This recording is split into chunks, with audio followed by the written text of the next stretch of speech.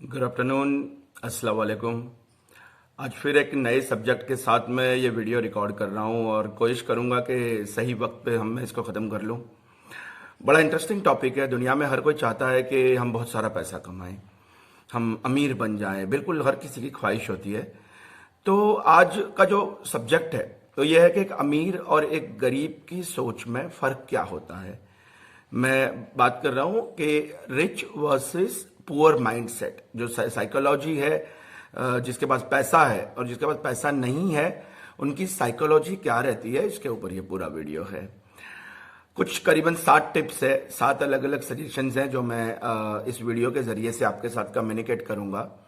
सबसे पहली बात, नंबर 1, जो पैसे वाले लोग होते हैं उनका विजन बड़ा लॉन्ग होता है। लॉन्ग विजन में वो हमेशा मानते हैं। रिच लोग हमेशा सोचते हैं कि अगर आज मैं कुछ काम कर रहा हूं तो 10 साल बाद उसका क्या आउटपुट आएगा या 5 साल बाद मुझे क्या मिलेगा। जबकि पुअर माइंडसेट वाला बंदा क्या सोचता है, दिहाड़ी क्या मिलेगी, महीने के एंड में क्या मिलेगा, शॉर्टकट कहाँ है, कैसे मैं अचानक पैसे कमा लूं। सिंपल एग्जांपल देता हूं, हम सब जानते हैं। Let's take example of Jio mobile. 2.5 lakh crore का इन्वेस्टमेंट मुकेश अंबानी ने किया है। लेकिन ये जियो जब लॉन्च हुआ उसके कम से कम 10 साल पहले ये मेहनत शुरू हुई होगी। 10 साल पहले गड्ढे किए गए होंगे, केबल डाला गया होगा, गवर्नमेंट्स के साथ बहुत सारे अंडरस्टैंडिंग्स होंगे, सारे फाइनेंशियल प्लान होंगे, स्टाफ हायर किया होगा, एक्सपर्ट्स हायर किए होंगे। और ये पूरा 10 साल जब काम किया तो इन्वेस्टमेंट, ये पूरा इन्वेस्टमेंट था, पैसे का इन्वेस्टमेंट था, अफर्ट था, ये टाइम का इन्वेस्टमेंट था। लेकिन ये 10 साल में मिला क्या? जीरो। क्यों? क्योंकि ये प्लान ये था कि जब एक बार लॉन्च हो जाएगा उसके बाद ये क्या आउटपुट देगा। 2.5 लाख करोड़ के इन्वेस्टमेंट के बाद जब जियो लॉन्च हुआ तो ले क्या रहा है हमसे? करीबन 150 रुपया हर महीना। क्यों ऐसा? क्यों वो हजारों नहीं मांग रहा? बिकॉज रिच माइंडसेट के लोग बड़े आसानी से इस बात को समझते हैं कि किसी एक बंदे के पास से 100 रुपए कमाने से 100 लोगों के पास 1-1 रुपया कमाना ज्यादा इजी रहता है। तो रिच माइंडसेट के लोग जो हैं वो हमेशा लॉन्ग विजन में मानते हैं। Point number 2, rich people believe in smart work and poor always do hard work. जो पैसे वाले लोग होते हैं वो अपनी गर्दन के ऊपर का हिस्सा इस्तेमाल करते हैं और जो गरीब मेंटालिटी वाले लोग होते हैं वो गर्दन के नीचे का हिस्सा इस्तेमाल करते हैं। एक बड़ी मारूफ बुक है 7 habits of highly effective people. Stephen Covey ने ये बुक को लिखा है। उसमें एक पॉइंट है, 7 आदतों में से एक आदत है जिसको उन्होंने लिखा हुआ है शार्पन द शॉ।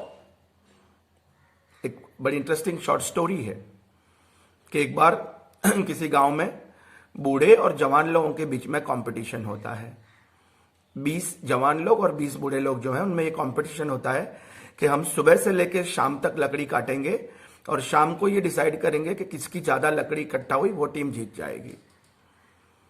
अब जाहिर सी बात है कि जो जवान लोग हैं वो ज्यादा ताकत वाले हैं, वो ज्यादा ताकत से पेड़ पर अपनी कुल्हाड़ी मार सकते हैं, जबकि बूढ़े लोग जो है उनकी ताकत कम है, थके हुए हैं। कंपटीशन शुरू होती है।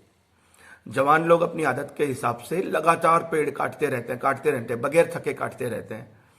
और जो बूढ़े लोग होते हैं वो हर आधे घंटे के बाद 5 मिनट का रेस्ट लेते हैं। हर आधे घंटे के बाद कहीं पेड़ के पीछे जाके 5 मिनट का रेस्ट लेते हैं, फिर काटते हैं। नतीजा सरप्राइजली ये होता है कि बूढ़े लोगों की लकड़ी जवान से ज्यादा होती है। रीजन क्या था? क्योंकि जो बूढ़े लोग थे वो हर आधे घंटे के बाद 5 मिनट वो अपनी कुल्हाड़ी को तेज करते थे, वो अपनी कुल्हाड़ी को और धार उसकी अच्छी करते थे, जबकि जवान लोग बगैर सोचे पूरी ताकत लगा के सिर्फ पेड़ पे कुल्हाड़ी मार मार कर रहे थे। इसको कहते हैं स्मार्ट वर्क, दिमाग के इस्तेमाल करना, गर्दन के ऊपर का हिस्सा इस्तेमाल करना। Point number 3, first asset then comfort. जो रिच लोगों की आदत है वो ये है कि पहले वो एसेट बनाते हैं। वो पहले महंगी महंगी गाड़ियां, महंगे मोबाइल, लोन पे पैसा, ये सब नहीं लेते। जबकि जो पुअर माइंड सेट के लोग हैं आप उनको देखिए, 15,000 का सैलरी है, आईफोन लेके घूमेंगे, लोन पे गाड़ी ले लिया, बाइक महंगा वाला ले लिया, बहुत सारे महंगे महंगे रेस्टोरेंट में चले गए, क्रेडिट कार्ड के ऊपर बहुत सारा खरीद लिया। जो रिच माइंडसेट के लोग हैं वो पहले सिर्फ जरूरत की चीजें लेते हैं और बाद में जब पैसा बन जाता है उसके बाद वो अपने मौज शौक पूरे करते हैं। पॉइंट नंबर 4, रिच माइंडसेट के लोग हमेशा सेल्फ डेवलपमेंट में मानते हैं, खुद पर इन्वेस्ट करने में मानते हैं। मैं आपको एक एग्जांपल देता हूं।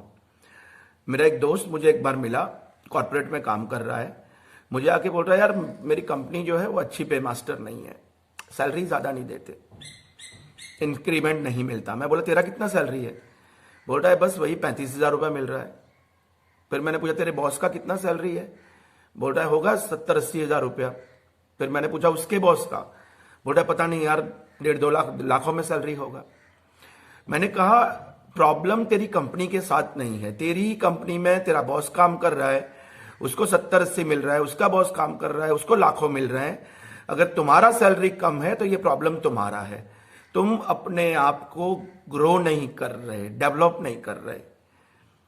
पुअर माइंडसेट के साथ भी यही होता है। आपने कभी हेलीकॉप्टर का टीवी में ऐड देखा है? आपने कभी फेरारी कार का ऐड देखा है? कभी लैम्बोर्गिनी का ऐड देखा है?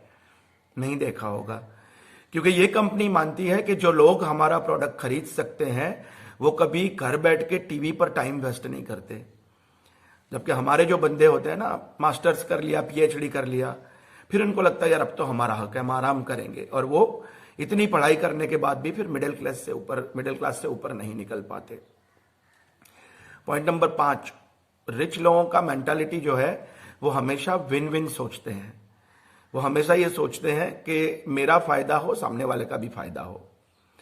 देखिए दुनिया जो है ना वो सेल्फिश है। जब हम मंदिर मस्जिद में भी जाते हैं तो हमारा एक स्वार्थ होता है, हालांकि वो पॉजिटिव स्वार्थ है, लेकिन स्वार्थ क्या होता है? भगवान ईश्वर अल्लाह हमसे खुश रहे, हमारी दुआएं कबूल हो, हम जो मांगे वो मिल जाए। तो अगर आप पैसा बनाना चाहते हैं तो आप अपने जो पार्टनर्स है, अपने क्लाइंट्स है, उनको भी अगर जेन्युइनली फायदा पहुंचाते हैं, विन विन सिचुएशन होती है, तभी जो है आप जीत सकते हैं। Point number 6, winner attitude. एक बात हमेशा याद रखना, एटीट्यूड जो है ना वो आपकी कामयाबी में 85% रोल करता है, जबकि आपका नॉलेज, आपका ज्ञान, आपकी डिग्री, आपकी पढ़ाई ये सिर्फ 15% करती है काम। एटीट्यूड बड़ी चीज है। मैं एग्जांपल देता हूं। आपने नाइकी कंपनी का नाम सुना होगा, दुनिया की बड़ी शूज कंपनी है। एक बार नाइकी ने डिसाइड किया कि वो साउथ अफ्रीका की किसी कंट्री में 500 CR इन्वेस्ट करेंगे वहां पे नया यूनिट डालने के लिए। वो अपनी कंपनी के एक रिप्रेजेंटेटिव को भेजते हैं वहां पे। वो बंदा वहां से अपनी कंपनी के ऑनर को फोन करता है कि सर प्लीज यहां पर कुछ इन्वेस्ट मत करो। वो पूछते हैं क्यों? वो बोल रहा है यहां पे तो कोई जूता पहनता ही नहीं है, यहां पे सब बगैर जूते घूम रहे हैं, इन्वेस्ट करने का कोई फायदा नहीं है, यहां पर उनको अवेयरनेस ही नहीं है कि जूता क्या है।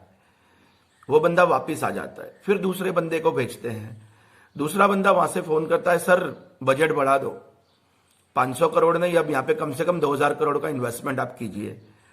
ऑनर पूछता है क्यों? बोल रहा है सर बड़ा मार्केट इन्वेस्टमेंट है, बड़ा मार्केट का अपॉर्चुनिटी है यहां पर तो किसी के पास जूता है ही नहीं, यहां पर तो एक बार प्रोडक्ट डाल दिया तो धूम बिकने वाला है, बड़ी अपॉर्चुनिटीज है। सिचुएशन एक ही है, देखने का नजरिया जो है वो अलग अलग है।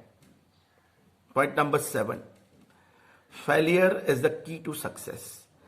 जो बंदा नाकामयाबी से डरता है वो कभी भी बड़ा पैसा नहीं कमा सकता।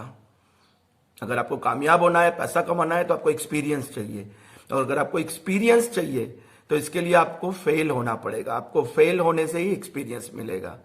तो जो बंदा नाकामयाबी से डरता है वो पैसा नहीं कमा सकता।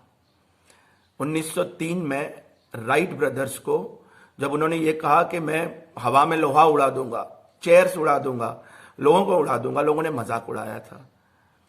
वही लोगों ने प्लेन की खोज की, एरोप्लेन की खोज की। हेनरी फोर्ड अपनी पहली गाड़ी में रिवर्स गियर डालना ही भूल गए थे, लेकिन फिर भी आज बड़ा नाम है।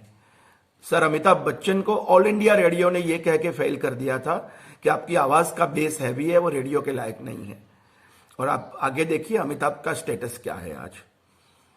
खैर 10 मिनट ऑलरेडी हो चुका है, बहुत सारी बातें हैं, डेली वीडियो सीरीज में अलग अलग टॉपिक पे बात करूंगा। मैं उम्मीद करता हूं कि आज के जो पॉइंट्स है वो आपके फाइनेंशियल ग्रोथ में पक्का कुछ ना कुछ कंट्रीब्यूट करेंगे। बहुत बहुत शुक्रिया।